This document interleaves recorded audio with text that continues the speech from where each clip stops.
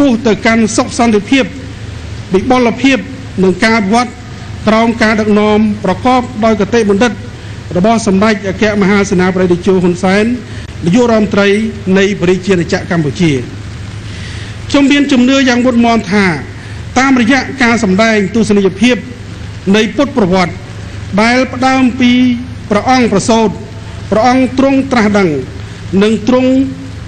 ព្រះអង្គចូលបរិនិព្វានដែលជាផ្លូវដ៏ប្រសើរសម្រាប់មនុស្សជាតិទាំងមូលជាពិសេសពុទ្ធសាសនិក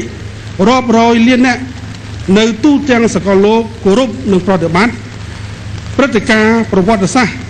បង្ហាញនៅមាគ៌ាសាមគ្គីធម៌អហិង្សារបស់យើងគ្រប់គ្នានិងជាយានដ៏ត្រឹមត្រូវមួយដែលត្រូវធ្វើដំណើររួមគ្នាដើម្បីធានាឲ្យបាននៅស្ថិរភាពនិងសុខសន្តិភាពនៅលើសកលលោកទាំងមូល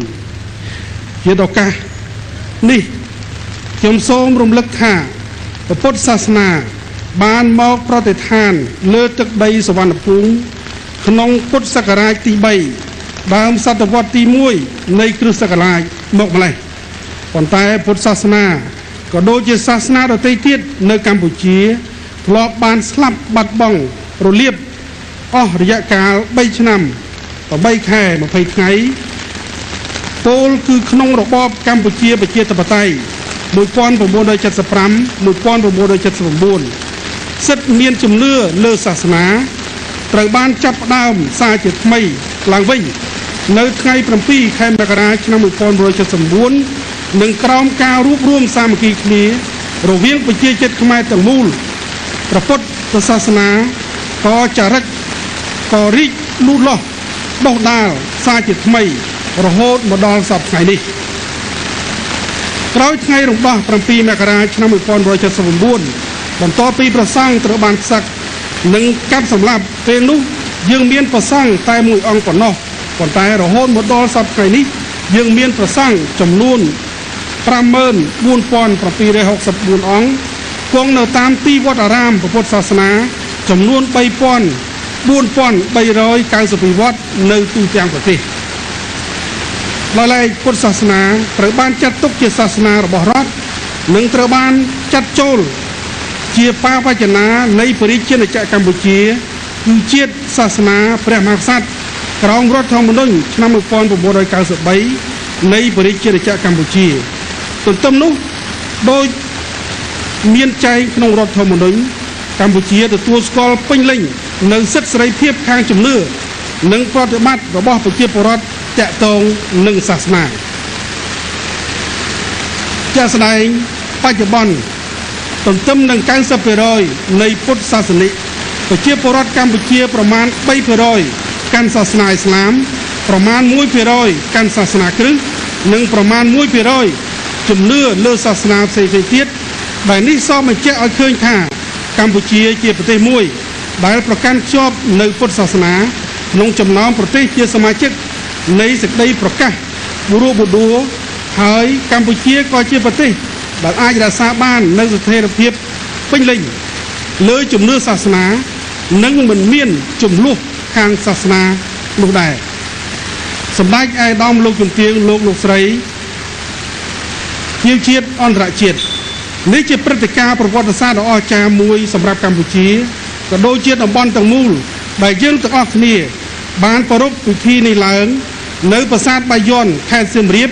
ជាពិសេសនៅក្នុងតំបន់វប្បធម៌ប្រវត្តិសាស្ត្រនិងបេតិកភណ្ឌពិភពលោកដែលប្រមូលផ្ដុំដោយប្រាង្គប្រាសាទរាប់ម៉ឺនហើយនៅទីនេះមនុស្សរុក្ខជាតិនិងប្រាង្គប្រាសាទរួមរស់ជាមួយគ្នានៅក្នុងភាពរុងរឿងក្នុងការនិងប្រកបដោយភាពសុខដុមរមនាទេសចរគ្រប់ជាតិសាសន៍ទាំងអស់បើកាលណាបានមកទស្សនាតំបន់នេះហើយគឺពិតជាត្រូវដកចិត្តនិងសោភ័ណភាពដ៏អស្ចារ្យនិងភាពសម្បើមដ៏មហិមារបស់ប្រាង្គប្រាសាទនេះហើយមានចេតនាស្រឡាញ់កោតខ្ជាប់ឆ្ងាយចង់ក្រេបវិញ្ជក់និងវាយតម្លៃមិនមានការនឿយហត់ណាឡើយទាំងនេះសបញ្ជាក់ឲ្យឃើញថាព្រឹត្តិការណ៍លំអានអរិយធម៌និងទស្សនីយភាពឆ្នាំ2010មិនត្រឹមតែជាព្រឹត្តិការណ៍សាសនា ได้ផ្ដោតលើដំណើរពុទ្ធប្រវត្តិប៉ុណ្ណោះទេប៉ុន្តែថែមទាំងជាព្រឹត្តិការណ៍ទេសចរនិងវប្បធម៌ផងដែរតាមពិតទេសចរវប្បធម៌បានរីកចម្រើននិងអភិវឌ្ឍយ៉ាងខ្លាំងក្លានៅតំបន់ក៏ដូចជានៅកម្ពុជាដែលជានិន្នាការនេះស្របគ្នានឹងនិន្នាការទេសចរសកលលោកដែលបច្ចុប្បន្នការធ្វើដំណើររបស់ទេសចរអន្តរជាតិទៅកាន់តំបន់វប្បធម៌និងប្រវត្តិសាស្ត្រមានប្រមាណ 35% ដោយឡែកសម្រាប់កម្ពុជាបេតិកភណ្ឌវប្បធម៌និងប្រវត្តិសាស្ត្រដ៏ល្បីល្បាញនិងធនធានធម្មជាតិដ៏ល្អសម្បូរបែបទាក់ទាញទេសចរមកទស្សនាយ៉ាងច្រើននិងថែមទាំងអាចរកចំណូលជូនជាតិយ៉ាងសន្ធឹកសន្ធាប់ដែលចូលរួមចំណែកដល់ការវិវត្តសេដ្ឋកិច្ចសង្គមនិងចូលរួមចំណែកដល់ការកាត់បន្ថយភាពក្រីក្រ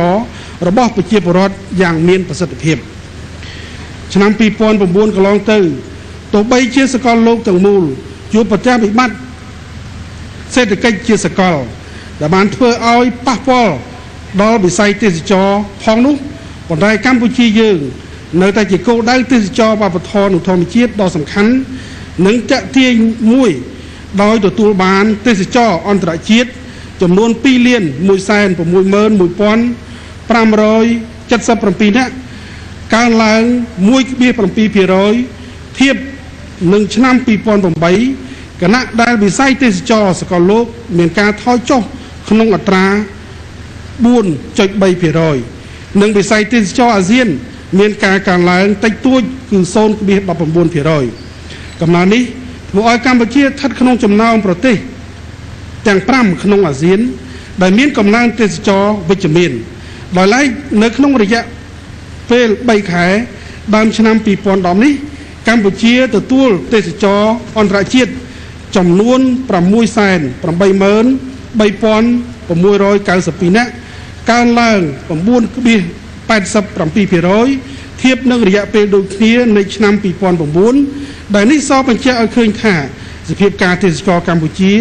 បានឆ្លងផុតដំណាក់កាលវិបត្តិនិងកំពុងងើបឡើងវិញជាបណ្ដើរនៅឆ្នាំ 2010 នេះកម្ពុជារំពឹងថានឹងមានកំណើនភ្ញៀវទេសចរប្រមាណ 10% គឺអាស្រ័យដោយកត្តាសុខភាពសុខសន្តិភាពស្ថិរភាពនិងភាពតាក់ទាញទេសចរវប្បធម៌និងធម្មជាតិរបស់កម្ពុជាជាពិសេសសន្ទុះកំណើនទេសចរទៅកាន់តំបន់ធម្មជាតិតំបន់ឆ្នេរតំបន់អេកូទេសចរក្នុងអត្រារវាង 20 ទៅ 30% តាមការប៉ាន់ស្មានបច្ចុប្បន្នទេសចរអន្តរជាតិប្រមាណ 60% បានធ្វើដំណើរកំសាន្តនៅតំបន់សៀមរាបអង្គរដោយបានផ្ដល់ឱកាសការងារយ៉ាងច្រើនជូនប្រជាពលរដ្ឋខេត្តសៀមរាបនិងរកចំណូលជូនជាតិតាមរយៈវិស័យទេសចរបានរាប់រយលានដុល្លារដោយសារវិស័យទេសចរនេះហើយទើបធ្វើឲ្យខេត្តសៀមរាបនាពេលបច្ចុប្បន្នមានការរីកចម្រើនគួរឲ្យកត់សម្គាល់ខាងផ្នែកហេដ្ឋារចនាសម្ព័ន្ធដូចជាអាកាសយានដ្ឋានផ្លូវថ្នល់ភ្លើងបំភ្លឺការផ្គត់ផ្គង់អគ្គិសនីទឹកស្អាតនិងសម្បត្តិទេសចរដូចជាសណ្ឋាគារភោជនីយដ្ឋានកន្លែងកម្សាន្តជាដើមឡើយយើងអាចនិយាយបានថាវិស័យទេសចរបានផ្ដល់នៅលទ្ធភាពច្រើនដោយខេត្តសៀមរាបជួយខេត្តសៀមរាបឲ្យមានការវិវត្តគ្រប់ផ្នែកទាំងផ្នែកសេដ្ឋកិច្ចនិងសង្គមហើយក៏បាននឹងកំពុងពង្រីកឥទ្ធិពលជាវិជ្ជមានទៅលើវិស័យទេសចរនៅតំបន់ជុំវិញនិងតំបន់ទេសចរជាអាទិភាពផ្សេងទៀតនៅទូទាំងប្រទេសនិងតំបន់បេតិកភណ្ឌនានានៅក្នុងតំបន់ផងដែរប៉ុន្តែទោះបីយ៉ាងណាក៏ដោយទាំងអស់នេះអាចសម្រេចទៅបានលុះណាតែយើងមានការតបជាប់គ្នាទៅវិញទៅមកក្នុងន័យនេះតាមរយៈព្រឹត្តិការណ៍នេះខ្ញុំសូមអំពាវនាវឲ្យមានការតបជាប់ឲ្យកាន់តែទូលំទូលាយថែមទៀតពីតំបន់សៀមរាបអង្គរទៅកាន់តំបន់បេតិកភណ្ឌដទៃទៀតនៅក្នុងតំបន់ហើយសង្ឃឹមថានឹងមានការហោះហើរត្រង់ពីបូរ៉ូសៀមរាបជា direct fly